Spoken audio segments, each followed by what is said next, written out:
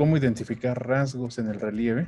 En principio, es importante al elegir un mapa topográfico que tenga contrastes, es decir, que no sea monótono en términos de la topografía que nos muestra, sino que conserve contrastes. Estos contrastes nos van a ayudar a entender todavía más la topografía, que es la representación del relieve, y cómo es que se desarrollan algunos de los rasgos que vamos a empezar en esta clase en este tutorial que pertenece al área de geomorfología.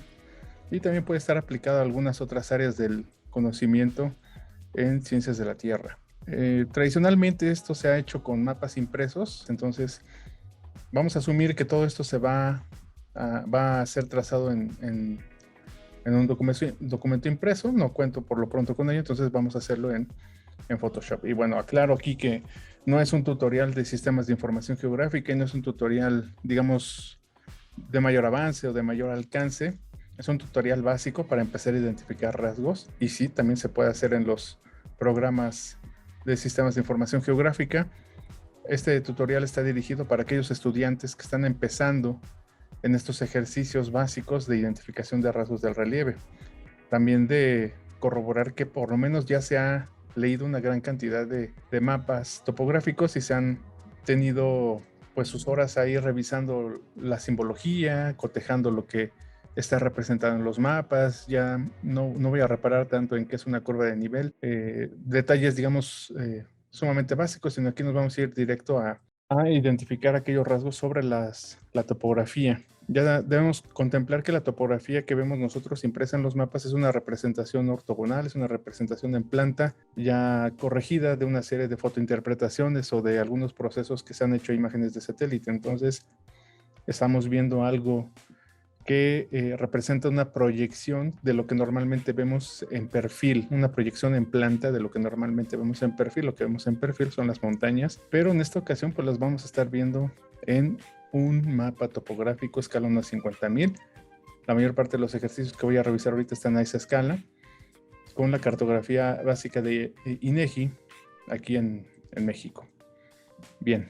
Bueno, entonces aclarado lo del software, yo uso ahorita Photoshop porque me es más sencillo realizar ahí trazos, asumiendo que tengo mi mapa y sobre él una mica, tradicionalmente un papel albaniene. Pues aquí tengo el fondo que es el mapa y las capas sobre las cuales yo voy a hacer los trazos. Entonces tengo la oportunidad de trazar sobre este documento. Ahorita lo voy a hacer a mano, simulando, digamos, un ejercicio tradicional en las aulas, en donde le proponemos al estudiante o le encargamos al estudiante de tarea que con una explicación en el salón en la cual se muestra cómo se identifican los rasgos, se haga en casa una serie de ejercicios que van a ser revisados, van a ser corregidos, para que uno como docente coteje que efectivamente el proceso se ha asimilado y quedaron claros algunos de los conceptos que se han explicado en el aula. Es necesario que, aunque nosotros vayamos a trabajar en estos ejercicios, en esta serie de tutoriales que estoy preparando, vamos a trabajar con fragmentos de mapas a escala 1/50,000, debemos contemplar que es necesario contar con el mapa completo o con un mapa completo a la misma escala, en donde tengamos la posibilidad de consultar la leyenda con mayor celeridad. Así no se nos pasa qué quiere decir alguno de los símbolos que estamos viendo aquí, o por qué tiene esta configuración, esta curva de nivel, cómo se lee en términos de la altimetría. Pues lo podemos hacer si no tenemos más elementos aquí con la leyenda. Y claro que debe haber más tutoriales al respecto con mayor detalle enfocados hacia estos aspectos en YouTube o en alguna otra plataforma. Yo lo que quiero mostrar aquí también es cómo sirve esto como un documento de cabecera, aunque estrictamente no estemos trabajando en él. Es decir, vamos a hacer un repaso por un fragmento de un mapa de otra región, de otra área, y sin importar que sean de lugares distintos, los símbolos son aplicables a casi cualquier entorno. Este mapa que le puse como nombre Cuencas es un mapa que aparece en un post de Instagram que hice apenas hace poco, hace unos días, y en él pues bueno, preparé este ejercicio pequeñito, hice una animación. No la hice en Photoshop, lo hice en otra aplicación. La idea es identificar con estos rasgos básicos del relieve, pues primero la posición en donde se localizan. En este caso son cimas, son símbolos todos son triángulos. Se sugiere que sean triángulos isósceles o en este caso es equilátero, no hay tanto problema. El asunto es que el ápice esté dirigido hacia el norte. Por convención, los mapas topográficos están orientados al norte de tal manera que uno los lea. Aquí están los títulos de los pueblos, los topónimos, los lugares, y los podemos leer pues gracias a que están orientados al norte. Esa es una convención, digamos. No tengo yo que voltearlo, no tengo que girarlo para encontrar el norte o preguntarme dónde está el norte. Aquí lo tenemos posicionado hacia la parte superior del documento y es relativamente sencillo porque nos podemos orientar. En la parte superior el norte, en la parte derecha el este, al sur, valga la expresión, hacia abajo del documento el sur, y en la parte izquierda el oeste o el occidente. Bien, entonces aquí tenemos unas cimas, pues nada más están localizadas en la parte central del mapa. Después la línea de divisorias o el parteaguas y parteaguas secundarios.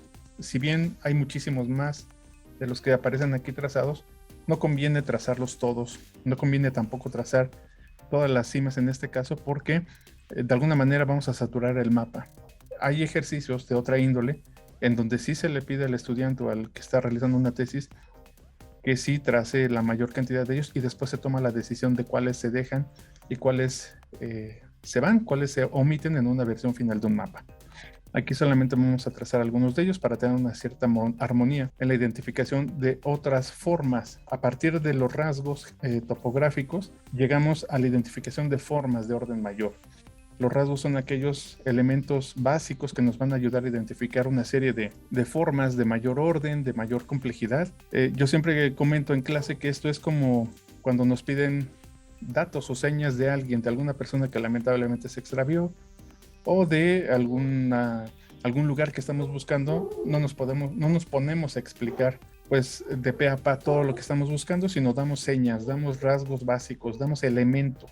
Y en este caso, en la geomorfología, en los primeros ejercicios a los que se le pide al alumno que realice estas actividades, se empieza por lo más básico, se empieza por la identificación de rasgos, asumiendo que ya identificamos en un mapa topográfico las posiciones que guardan ciertos elementos, entre ellos las cimas. Las cimas están en la posición más elevada del entorno que vamos a revisar, de tal manera que las podemos localizar porque se ubican en aquellos sitios. Generalmente lo que vamos a hacer es elegir las curvas de nivel que ya cierran y que ya no hay una que se trace más adentro de ella.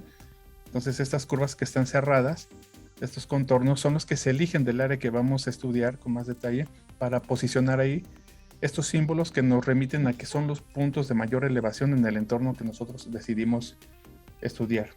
Entonces es así, ahí donde se ubican los símbolos. Después, lo que tratamos de hacer es conectar esas cimas a través de una línea, de un contorno que vaya siguiendo la sinuosidad de las curvas de nivel y que inicien en la parte baja de este rasgo hídrico al que vamos a llegar es a una cuenca hidrográfica. Entonces vamos a ir también por la porción de mayor elevación dentro de todo este contexto. Si seguimos con un poco más de detalle por dónde va trazado esto, bueno, aquí ya se pixelea un poco. Ahí se alcanza a ver ya pixeleado, entonces lo vamos a dejar ahí. El parteaguas no es una línea recta. Aquí tiene algunas imprecisiones, pero es peccata minuta para este ejercicio.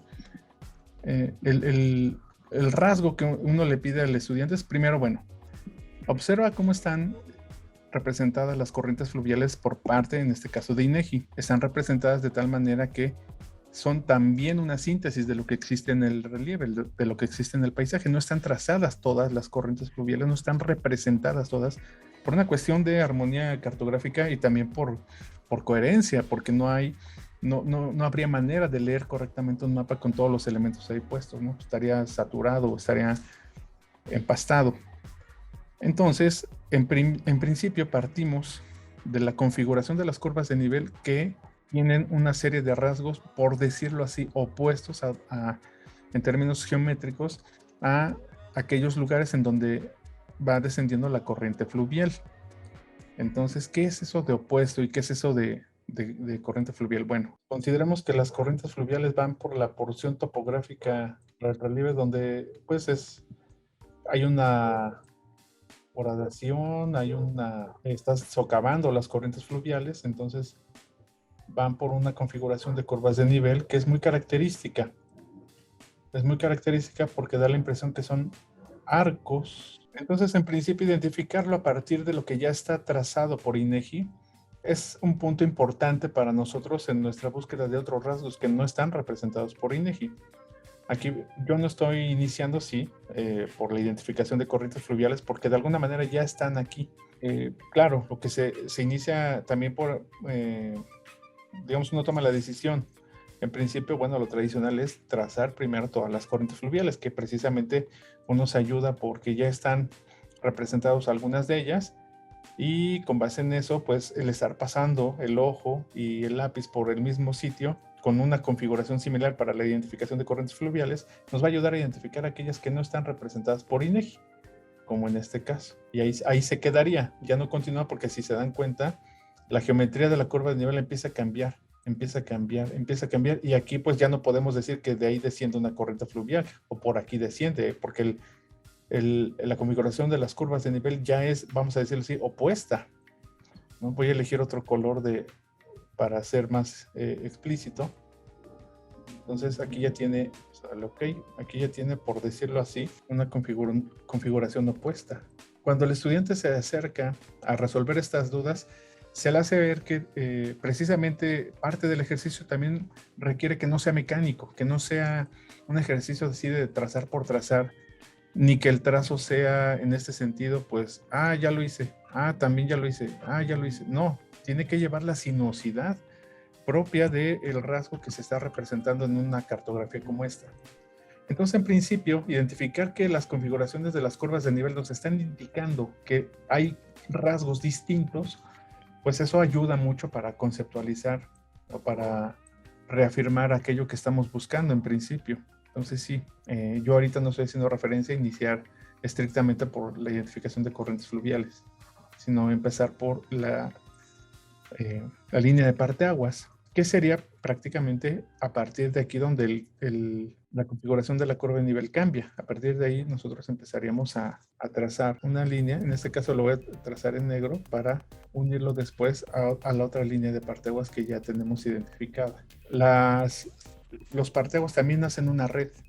Los parteaguas también configuran una red, y en este caso se sugiere que esa red no sea tan densa como lo es la red de corrientes fluviales. Entonces, recapitulando, la identificación de rasgos en el relieve parte de la observación de las geometrías que se van expresando, que se van dibujando ahí de las curvas de nivel. Si revisamos cómo es que se trazó o por qué rasgo se trazó este parteaguas, veremos entonces que se cumple la premisa que yo mencioné hace rato respecto a por dónde van las corrientes fluviales. Las corrientes fluviales en este caso van por curvas que asemejan arcos, y el parteaguas, desde la perspectiva que lo estamos observando, da la impresión que son letras U un tanto abiertas.